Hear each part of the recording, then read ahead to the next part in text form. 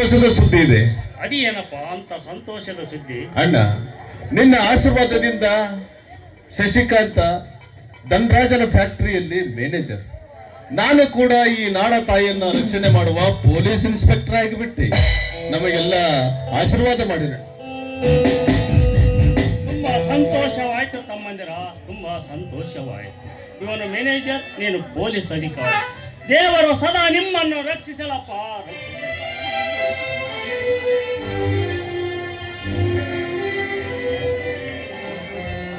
ಅಣ್ಣನ ಶ್ರೀರಕ್ಷೆ, ನಾಡ ತಾಯಿಯ ರಕ್ಷಣೆಯಿಂದ ಪಡೆದು ಬಂದಿರುವ ಈ ನಿನ್ನ ಕಾಕಿ ಲಂಚವೆಂಬ ರಾಕ್ಷಸರನ್ನು ಬಡಿದು ಹಾಕಿ ನ್ಯಾಯವನ್ನು ರಕ್ಷಿಸುವಂತಾಗಲಿ ತಮ್ಮ. ಹೌದಪ್ಪ ಸಹೋದರ, ಜನಗಳ ನ್ಯಾಯ ರಕ್ಷಣೆಗಾಗಿ ತೊಟ್ಟ ಈ ನಿನ್ನ ಕಾಕಿ ನ್ಯಾಯ ಮಾರ್ಗಕ್ಕೆ ಸಮ್ಮತವಾಗಿರಲಿ. ತಪ್ಪನ್ನು ಮಾಡಿದ ಆರೋಪಿ ಅಣ್ಣನೇ ಆಗಲಿ ತಮ್ಮನೇ ಆಗಲಿ ಎತ್ತ ಮಾತ ಪಿತಾರೇ ಆಗಲಿ ಅವರನ್ನು ನ್ಯಾಯಾಲಯಕ್ಕೆ ಒಪ್ಪಿಸಿ ನ್ಯಾಯವನ್ನು ದೊರಕಿಸಿ ಕೊಡುವುದೇ ಈ ನಿನ್ನ ಕಾಕಿಯ ಕರ್ತವ್ಯ. ಇದು ರಾಮವಚನ. ಧನವಂತರ ಕೈಚಳಕಕ್ಕೆ ಸಿಕ್ಕು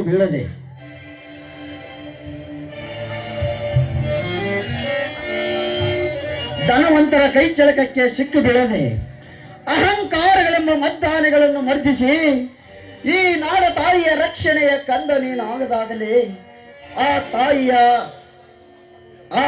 ಆತ್ಮಕ್ಕೆ ಶಾಂತಿ. ಕೊಲೆ, ಸುಲಿಗೆ, ಸ್ತ್ರೀ ಅಪಹರಣ ಗಡುಕರೆಂಬ ಆ ದುಷ್ಟರಿಗೆ ನಿನ್ನ ಪೊಲೀಸ್ ಬೇಟೆ ಸವಾಲಾಗಲಿ ತಮ್ಮ.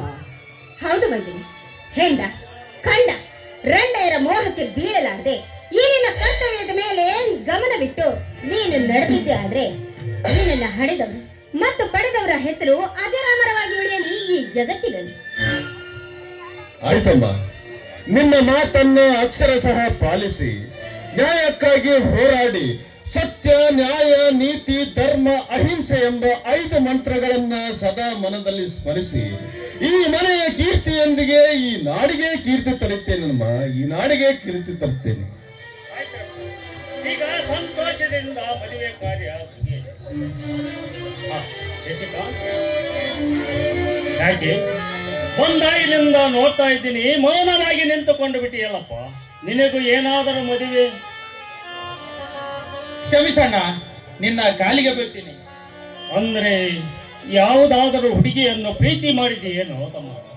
ಹೌದಣ್ಣ, ಆ ಧನರಾಜನ ತಂಗಿನ ಪ್ರೀತಿಸ್ತಾ ಇದ್ದೀನಿ. ಅದಕ್ಕೆ ಅನುಮತಿ ಕೇಳ್ತೀಯೇನೋ ಹುಚ್ಚ? ಹೋಗಿ ಹೋಗಿ ನಾಗರ ಹಾವಿನ ಉತ್ತದಲ್ಲಿ ಕೈ ಇಟ್ಟವ್ರಿ ಅಲ್ಲ. ಯಾಕಣ್ಣ ನಿನಗೆ ಈ ಅಣ್ಣನ ಮಾತು? ಅದನ್ನು ನಾನು ಯೋಚಿಸಬೇಕಾಗಿಲ್ಲ ಸಹೋದರ, ಹಿಂದಿನ ಘಟನೆಯನ್ನು ನಾನು ಯೋಚಿಸಬೇಕಾಗಿದೆ. ಅಣ್ಣ, ನಿಮಗೆ ಈ ಮದುವೆ ಸಮ್ಮತವಿಲ್ಲದಿದ್ದರೆ ಬಿಟ್ಟು ಬಿಡಿ. ಹಾಗಲ್ಲ ಸಹೋದರ, ತಲೆ ತಲಾಂತರದಿಂದ ವಿರೋಧವಾಗಿ ನಡೆದುಕೊಂಡು ಬಂದ ಅವರು ನಮ್ಮ ಮನೆತನದಲ್ಲಿ ಆ ಹೆಣ್ಣನ್ನು ಕೊಡುತ್ತಾನೆ ಇಲ್ಲ ಅಂತ ನಾನು ವಿಚಾರಿಸಬೇಕಾಗಿದೆ. ಅದು ಒಂದು ಸಲ ವಿಚಾರಿಸಿ ನಿಮ್ಮ ಮದುವೆಯ ಕಾರ್ಯವನ್ನು ಒಟ್ಟಿಗೆ ಮುಗಿಸುತ್ತೇನೆ. ಆಯ್ತೇನಪ್ಪ?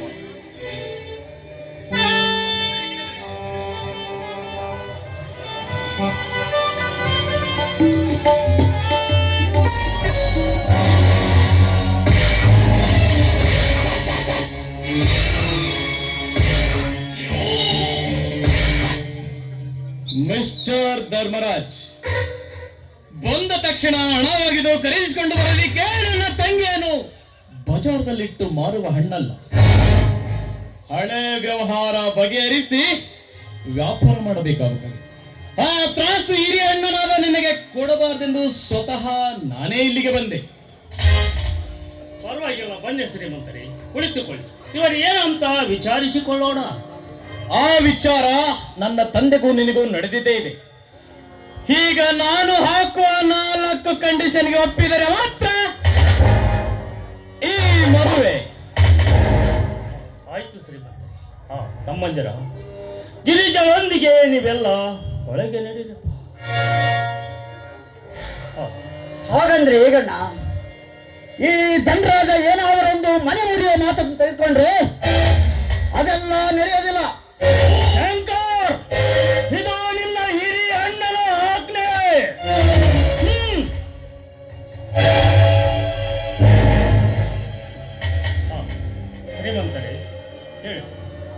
ಕಂಡೀಷನ್ ನಂಬರ್ 1,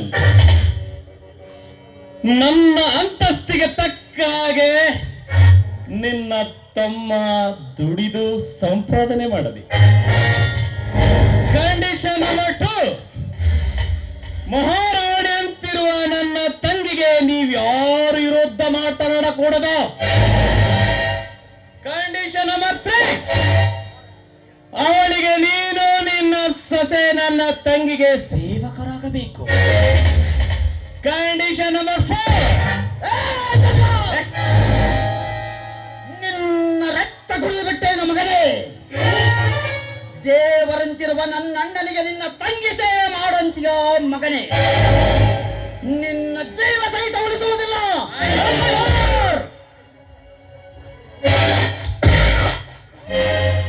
ಮನೆಗೆ ಬಂದಿರುವ ದೇವರಂತೆ ಇರುವ ಅತಿಥಿಯ ಮೇಲೆ ಕೈ ಮಾಡಬಾರದು. ಕೈ ಬಿಡದಿದ್ದರೆ ನನ್ನ ಹಣೆಯಾಗಿದೆ. ಅಣ್ಣ, ಈಗ ನಿನ್ನ ಆಣೆಯನ್ನು ಹಿಂದಕ್ಕೆ ತೆಗೆದುಕೊಂಡು ಬಿಡು. ಸೊಕ್ಕಿನಿಂದ ಕೆಕ್ಕಿರಿದು ಪ್ರಶ್ನಿಸುತ್ತಿರುವ ಈ ಧನಿಕನ ಕಾಲು ಹಿಡಿದು ಗರಗರೆ ತಿರುಗಿ ನೆಲಕ್ಕೆ ಬಂದು ಬಿಡುವೆ.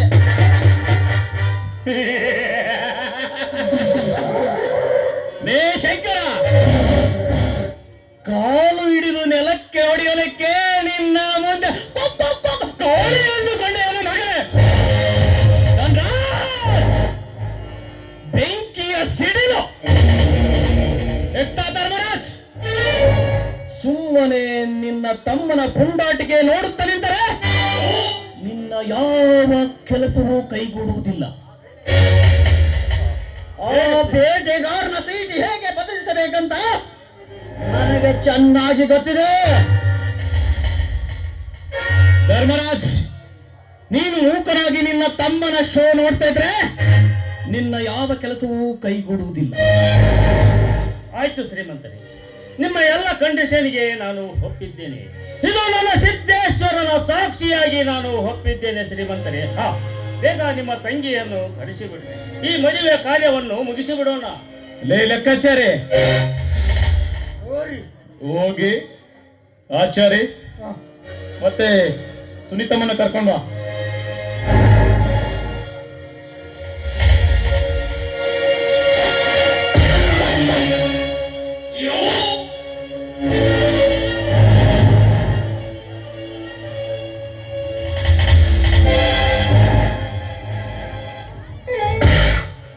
ಕರ್ಕೊಂಬನ್ಯಪ್ಪ ಪಕ್ಕ ಚಾರಿ.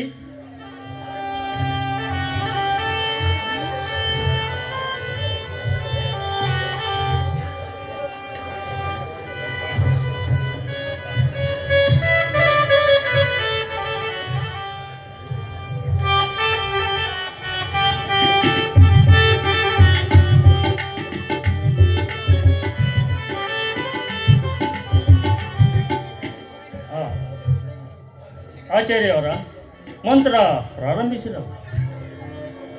ಯಾರಪ್ಪ ಮದುವೆ ಗಂಡ?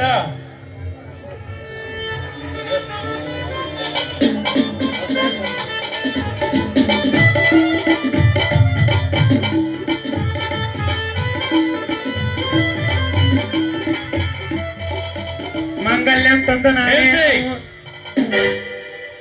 ಅಳಿಯನ ವರೋಪಚಾರಕ್ಕಾಗಿ 10 ತೊಲೆ ಬಂಗಾರದ ಖಡ್ಗ ಕೊಡ್ತಾ ಇದ್ದೀನಿ. ಅಳಿಯಂದ್ರೆ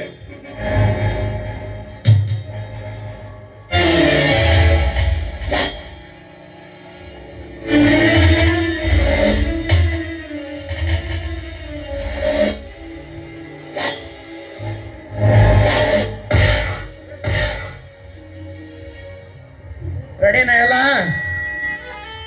ಮಾಂಗಲ್ಯಂ ತಂದು ನಾನೇನ ಹೋದೇನ ಏತನ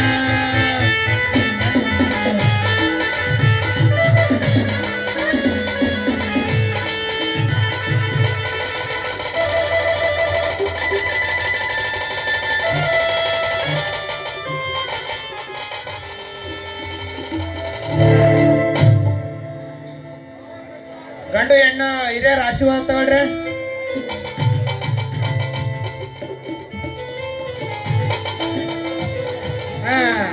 ಬರ್ರಿಯಪ್ಪ, ಇಲ್ಲಿ ಒಟ್ಟೆಲ್ಲ ಹಿರಿಯರಿಗೆ ನಮಸ್ಕಾರ ಮಾಡ್ರಿಯಪ್ಪ.